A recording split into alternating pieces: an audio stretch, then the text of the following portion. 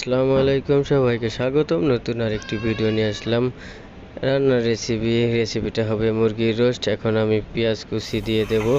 পেঁয়াজটাকে সুন্দর করে ভেজে নেব। আস্তে আস্তে দেখবেন কালারটা চেঞ্জ হয়ে যাবে। সবাইকে বলে দিচ্ছি, এটা অবশ্যই পোড়াবেন না, ফলো করবেন। এই দেখেন আস্তে আস্তে কালারটা চলে আসছে। এভাবে কালারটা করবেন, তারপরে সব উঠিয়ে নেবেন।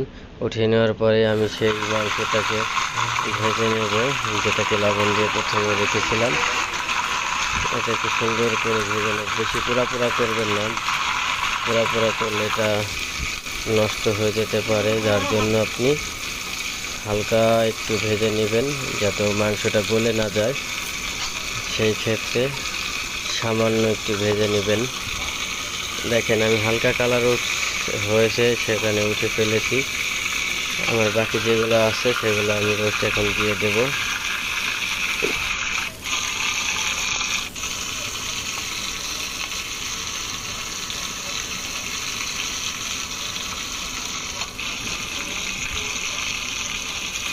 বাকি রোস্টগুলো আমি উঠিয়ে ফেলছি। আস্তে আস্তে দেখেন আমার রোস্ট শেষ ভাজা। এখন আমি পেঁয়াজ কুচি দিয়ে দেব। পেঁয়াজ কুচিটা একটু ভেজে নেব। ভাজা ভাজা হলে মোটামুটি একটু হালকা দিয়ে একটু লবণ ছিটিয়ে দেব। তার সাথে দেব এলাচ, দারচিনি। এটাকে একটু ভেজে নেব যেন এটা মশলার সাথে মিশে সুন্দরভাবে।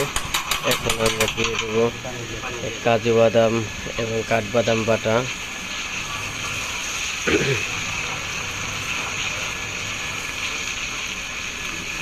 এটাকে সুন্দর করে নেড়ে চেড়ে একটু সাজিয়ে নেব, যেহেতু আঠালো। বাটলে পরে এটা অনেক শক্ত হয়, যার জন্য। পরে এখন আমি দিয়ে দিচ্ছি মরিচের গুঁড়া। স্বাদ মতো দিয়ে নেবেন, যে যেরকম ঝাল খান। আমি আমার পরিমাণ মতো দিয়েছি। পরে এখন দিয়ে দেব আমি প্রথমে একটা মশলা রেখেছিলাম, রোস্টের মশলা, সেই মশলাটা আমি দিয়ে দিয়েছি।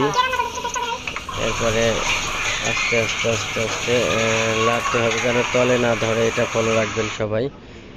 এখন আমি দিয়ে দিব সেই আমার ভাজানো রোস্টের মাংসগুলো সুন্দর করে দিয়ে এটাকে পরিমাণ মতো পানি দেব। পানি দেওয়ার পরে সুন্দর করে ঢেকে দেব।